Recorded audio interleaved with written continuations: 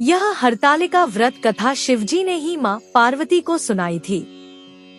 शिव भगवान ने इस कथा में माँ पार्वती को उनका पिछला जन्म याद दिलाया था। हे गौरा, पिछले जन्म में तुमने मुझे पाने के लिए बहुत छोटी उम्र में कठोर तप और घोर तपस्या की थी। तुमने ना तो कुछ खाया और ना ही पिया, बस हवा और सूखे पत्ते चबाए। जला देने वाली गर्मी हो या कंपा देने वाली ठंड, तुम नहीं हटी, डटी रही। बारिश में भी तुमने जल नहीं पिया। तुम्हें इस हालत में देखकर तुम्हारे पिता दुखी थे। उनको दुखी देखकर नारद मुनि आए और कहा कि मैं भगवान विष्णु के भेजने पर यहाँ आया हूँ।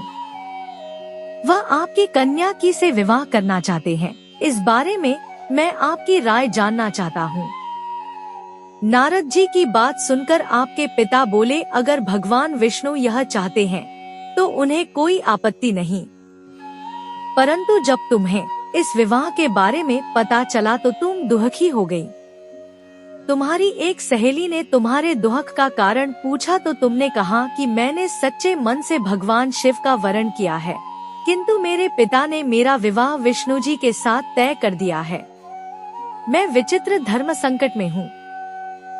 अब मेरे पास प्राण त्याग देने के अलावा कोई और उपाय नहीं बचा। तुम्हारी सखी बहुत ही समझदार थी। उसने कहा, प्राण छोड़ने का यहाँ कारण ही क्या है? संकट के समय धैर्य से काम लेना चाहिए। भारतीय नारी के जीवन की सार्थकता इसी में है कि जिसे मन से पति रूप में एक बार वरण कर लिया, जीवन पर्यंत उसी से निर्वाह करें। मैं तुम्हें घनघोर वन में ले चलती हूँ, जो साधना स्थल भी है और जहाँ तुम्हारे पिता तुम्हें खोज भी नहीं पाएंगे। मुझे पूर्ण विश्वास है कि ईश्वर अवश्य ही तुम्हारी सहायता करेंगे। तुमने ऐसा ही किया।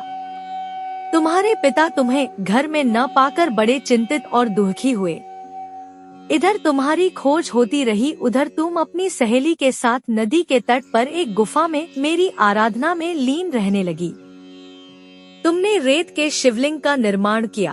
तुम्हारी इस कठोर तपस्या के प्रभाव से मेरा आसन हिल उठा और मैं शीघ्र ही तुम्हारे पास पहुंचा और तुमसे वर मांगने को कहा। तब अपनी तपस्या के फलीभूत मुझे अपने समक्ष पाकर तुमने कहा, मैं आपको सच्चे मन से पति के रूप में वरण कर चुकी हूँ। यदि आप सचमुच मेरी तपस्या से प्रसन्न होकर यहाँ पधारे हैं तो मुझे अपनी अर्धांगिनी के रूप में स्वीकार कर लीजिए। तब तथास्तु कहकर मैं कैलाश पर्वत पर लौट गया। उसी समय गिरिराज अपने बंधु बांधवों के साथ तुम्हें खोजते हुए वहां पहुँचे। तुमने सारा वृतांत बताया और कहा कि मैं घर तभी जाऊंगी अगर आप महादेव से मेरा विवाह करेंगे। तुम्हारे पिता मान गए और उन्होंने हमारा विवाह करवाया। इस व्रत का महत्व यह है कि मैं इस व्रत को पूर्ण निष्ठा से करने वाली प्रत्येक स्त्री को मनवांछित फल देता हूँ। इस पूरे प्रकरण में तुम्हारी सखी ने तुम्हारा हरण किया था, इसलिए इस व्रत का नाम हरतालिका व्रत हो गया। इस व्रत से जुड़ी एक मान्यता यह है कि इस व्रत को करने वाली स्त्रियां पार्वती जी के समान ही सुखपूर्वक पतिरमण करके शिवलोक को जाती हैं। सौभाग्यवती स्त्रियां अपने सुहाग को अखंड बनाए रखने और अविवाहित युवतियां मन मुताबिक वर पाने के लिए हरितालिका तीज का व्रत करती हैं।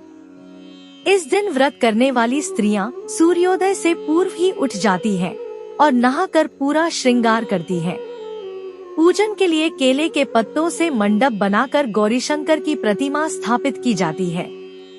इसके साथ पार्वती जी को सुहाग का सारा सामान चढ़ाया जाता है।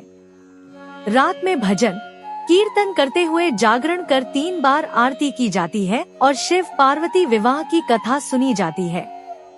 इस व्रत के व्रती को शयन का निषेध है, इसके लिए उसे रात्रि में भजन कीर्तन के साथ रात्रि जागरण करना पड़ता है। प्रातःकाल स्नान करने के पश्चात श्रद्धा एवं भक्ति पूर्वक किसी सुपात्र सुहागिन महिला को श्रृंगार सामग्री, वस्त्र, खाद्य सामग्री, फल, मिष्ठान एवं यथाशक्ति आभूषण का दान करना चाहिए। रेत के शिवलिंग बनाए हैं तो उनका जलाशय में विसर्जन किया जाता है और खीरा खाकर व्रत को संपन्न किया जाता है।